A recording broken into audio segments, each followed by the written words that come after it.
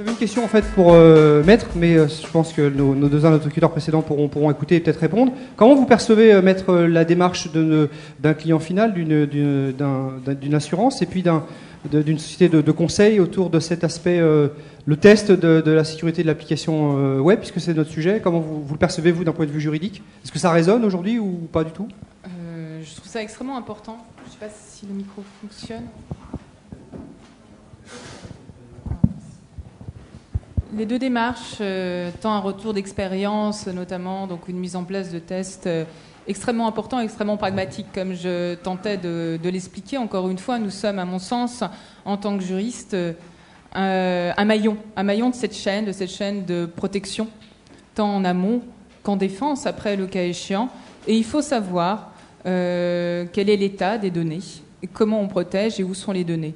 Donc pour moi, c'est vraiment extrêmement important, cette expertise, que ce soit en tant que tester ces applicatifs ou un retour d'expérience extrêmement, on va dire, constructif. Merci, Maître. Des compléments de précision sur cet aspect juridique. Est-ce que, par exemple, à CBP, vous l'aviez traité, cet aspect cartographie de l'information, enjeu juridique derrière l'information qu'on met à disposition sur une application ouverte au public ou à des professionnels? La démarche que j'expliquais tout à l'heure est comme une démarche technique. Mais c'est vrai qu'on travaille forcément en tant que RSSI en permanence main dans la main avec le service juridique et on a forcément en tête toujours toutes les exigences juridiques. Oui, bonjour, Wesley Sébastien, RSSI du groupe Novalis Tedbou. J'ai deux questions. Une question pour le juriste concernant la notification des failles de sécurité. Si j'ai bien compris, les entreprises qui sont impactées sont les entreprises de type fournisseur d'accès à Internet. Alors, toutes les entreprises, souvent, ont des réseaux Wi-Fi, par exemple. Ces réseaux Wi-Fi sont utilisés pour des invités, des prestataires, des administrateurs, pendant une journée, pendant parfois 2-3 jours. Est-ce qu'ils sont considérés comme fournisseurs d'accès à Internet? Donc en fait, votre question, monsieur, est une question parfaitement d'actualité, puisqu'en fait, le texte, comme le slide le reprenait, est extrêmement large. Il ne prend pas seulement la catégorie des opérateurs en tant que telle. Cette catégorie d'opérateurs a été souhaitée par la CNIL, et ça fait partie d'une position officielle de la CNIL. Si on applique le texte, l'ordonnance à la lettre, il n'y a pas que les opérateurs. Si on applique et si on lit les directives qui sont aussi extrêmement claires, il n'y a pas que les opérateurs. C'est pour ça que je me permettais de dire qu'à mon avis, cette position va donner lieu à un débat qui va être judiciaire maintenant en tant que tel, et peut-être à une évolution réglementaire, puisque la transposition du paquet télécom n'est pas terminée. Il y a de nombreuses directives dans le paquet télécom, il n'y a pas que les directives qui concernent les failles, et la France est en retard. Donc peut-être que l'ordonnance a été, on va dire, un premier temps, qui permet aux entreprises aussi peut-être de mettre des politiques en place, d'avoir une réflexion en place. Dans un second temps, qui ne devrait pas tarder, on ne va pas non plus devoir attendre des années, une ouverture, on va dire, d'une manière peut-être un peu plus explicite, encore une fois, parce que si on lit le texte, tout le monde est concerné, mais la CNIL a communiqué énormément en disant non, c'est que les opérateurs. Bon, voilà, à voir, mais en tout cas, une position, à mon avis, il faut s'attendre à ce que toutes les entreprises soient concernées. C'est la finalité, on va dire, des textes européens, dans tous les cas. Après, sur l'ouverture Wi-Fi, de nombreuses entreprises l'ont. Très bien, je rappellerai aussi que vous avez aussi, dans le cadre de la mise en place d'un Wi-Fi, des obligations de déclaration, de modification des déclarations existantes, notamment auprès de la CNIL, et d'informer, on va dire, les utilisateurs du Wi-Fi, que ce soit en interne ou en externe, de ce que vous allez faire des différentes données collectées. Alors la deuxième question, en fait, ça concerne les techniques de sécurité dans les programmations des applicatifs ouverts au site web. Je voudrais savoir, il se trouve que j'ai un passé d'enseignant il y a déjà fort longtemps. J'ai enseigné l'algorithmique, la programmation, j'ai fait des revues de code aussi, mais il y a très longtemps. Est-ce qu'aujourd'hui, les développeurs sont formés à ces nouvelles technologies? Est-ce qu'ils savent tout simplement programmer? Et souvent, ils n'ont pas appris à programmer. Il se trouve que dans leur cycle de formation, ils étaient un tout petit peu initiés au développement parce que ça fait partie de l'enseignement presque général aujourd'hui. Est-ce qu'il y a un vrai enseignement du développement aujourd'hui avec en particulier qu'il y ait ces problèmes de sécurité qui n'existaient pas auparavant. Il me semble que c'est un vrai problème aujourd'hui. Mais je ne sais pas quel est votre avis de spécialiste. Je ne suis pas spécialiste de vous. Alors, je crois que c'est pour moi. C'est une très très très bonne question. Je dirais qu'on a un souci effectivement, et vous le dites, on sait que le problème est entre la chaise et le clavier. Alors, il n'est pas juste chez le développeur, hein, il est aussi chez Madame Michu qui est l'utilisateur. Mais côté développeur aujourd'hui, il est clair qu'on a beaucoup de développeurs qui ont entendu parler de failles de sécurité, du top 10, de failles de sécurité d'injection, de choses comme ça. Parce qu'en fait, on leur a envoyé des corrections à faire suite à un test d'intrusion, typiquement. Et on leur a dit, voilà, il faut corriger le cross-site scripting. Alors, bon, ils tapent dans Google cross-site scripting, ils tombent sur une page, ils voient ce que c'est, et puis ils essayent de corriger. Mais aujourd'hui, dans les cycles initiaux, hein, on va parler de ça, parce qu'aujourd'hui, il existe des tonnes d'organismes de formation qui effectuent des formations, je vais dire, autour de la sécurité du développement. Mais dans les cycles initiaux, il semble que ça soit très très light. Il y a quelques écoles ou quelques universités qui ont du développement sécurisé, mais ce n'est pas la majorité des universités ou des écoles. Donc je pense qu'effectivement le problème serait déjà de prendre à la base dans les écoles ou dans les universités, d'inclure non pas comme aujourd'hui, alors il y a une bonne initiative de la part de l'ANSSI et du gouvernement qui est que d'insérer au sein des écoles d'ingénieurs des cours de sécurité, je crois, et du développement sécurisé. Donc c'est très bien, sauf qu'on s'aperçoit aujourd'hui que ce n'est pas l'ingénieur qui code, c'est le BTS. Donc le problème est peut-être, ça part d'une bonne intention, mais je pense qu'il faudrait le généraliser jusqu'au BTS, parce que c'est effectivement le BTS, le DUT, enfin le bac plus 2, le gars qui sort d'un bac et qui a appris à programmer, qui a fait son petit site web, il va être embauché par une société pour faire développeur web, et puis il ne va pas connaître ses bonnes pratiques. Donc je pense que c'est effectivement à ce moment-là qu'il faudrait arriver. Et aujourd'hui, il y a peu d'investissement de ce côté-là. Alors c'est une faute à qui, je ne sais pas, mais il est clair qu'il y a un manque aujourd'hui, même si les développeurs sont confrontés à un moment ou à un autre à la problématique et corrigent et en viennent à mettre en place, à se renseigner sur les failles et à insérer, je dirais, des morceaux de code sécurisés, mais ça ne fait pas un développement sécurisé.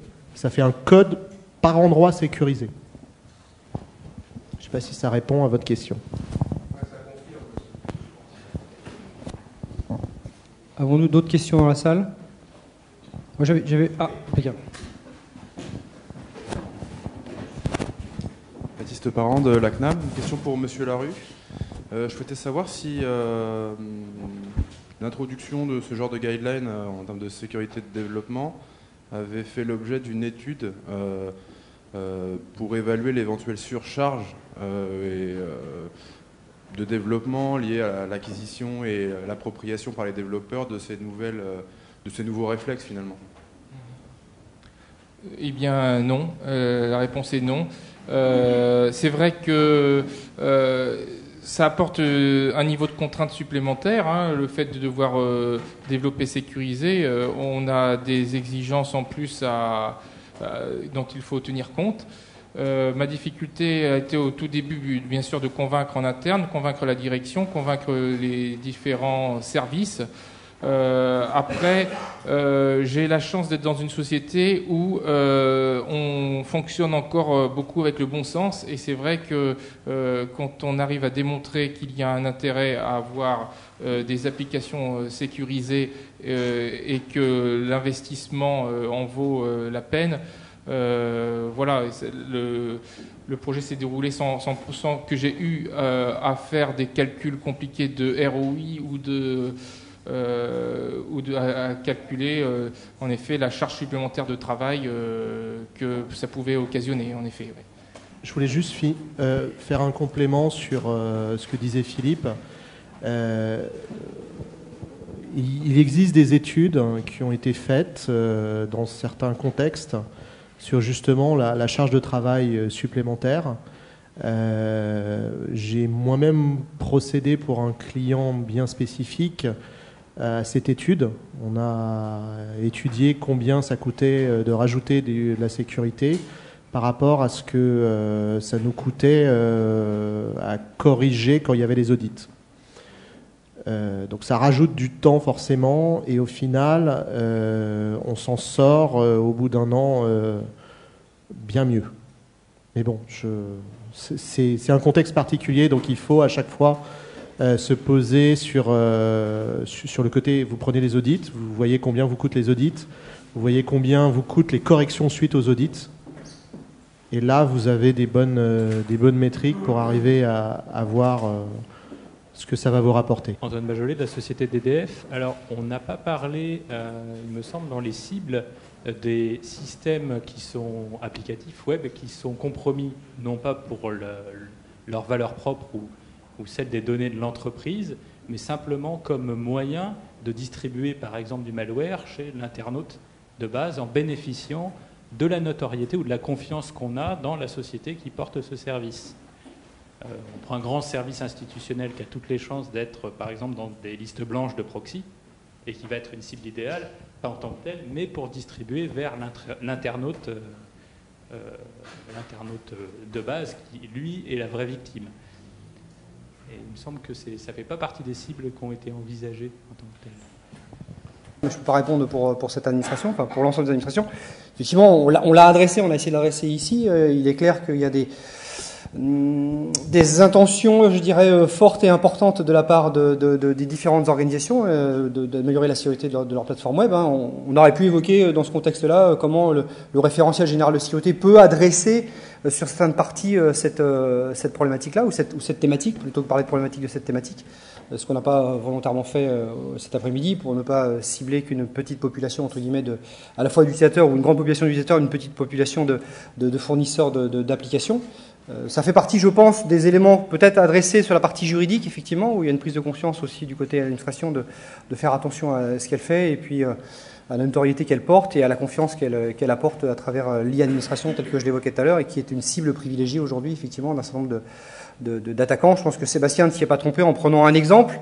Alors, l'exemple était peut-être malheureux parce qu'effectivement, il ne faudrait pas qu'on s'imagine que derrière le site de l'administration fiscale est sujet à des attaques de type injection SQL. Alors, je vous invite à ne pas essayer quand même, malgré tout, parce que je ne voudrais pas que le CLUSIF soit responsable de quoi que ce soit dans cette démarche.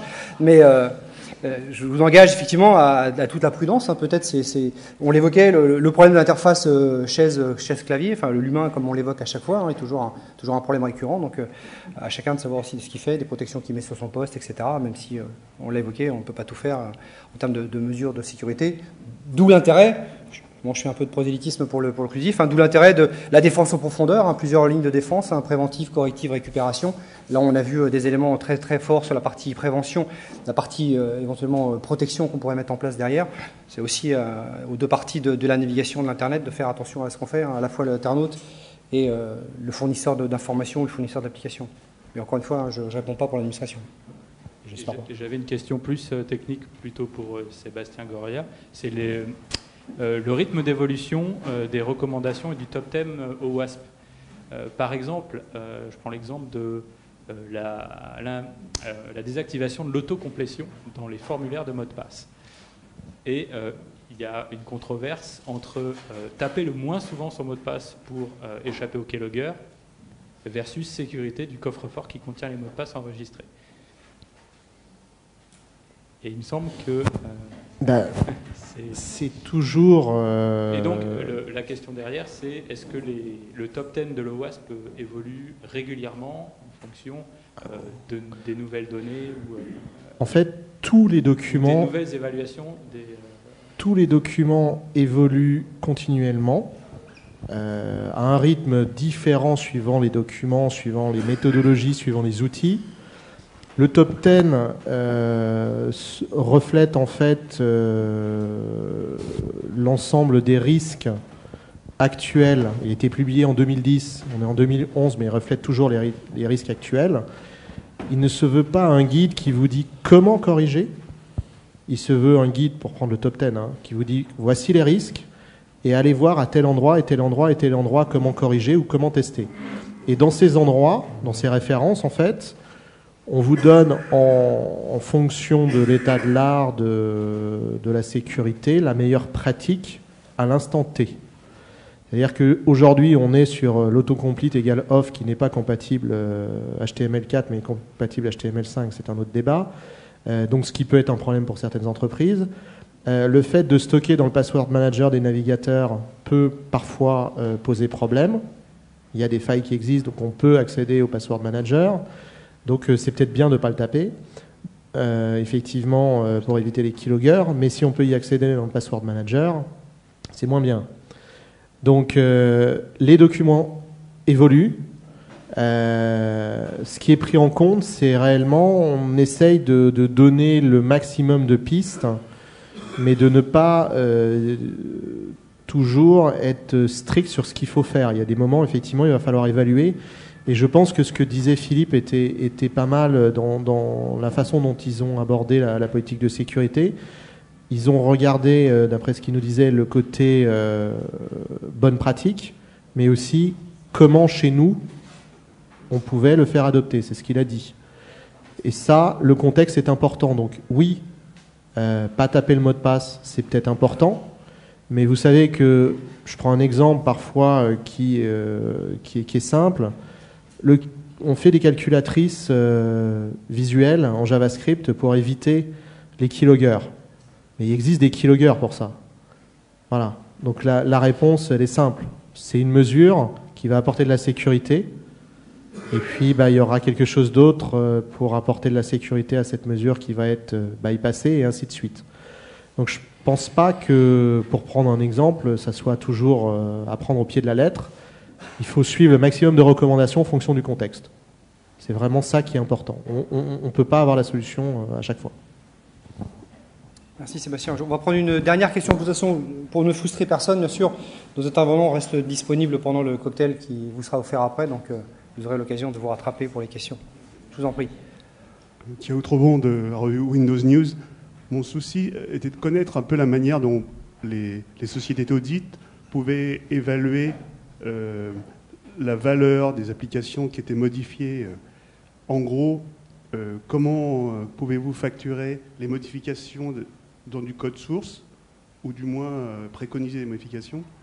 Comment ça se passe? Parce que ça, je pense que beaucoup de sociétés sont angoissées à l'idée d'envoyer leur code source chez un tiers où on ne sait jamais vraiment ce qui va se passer. Alors, venez-vous sur site? Comment ça se passe?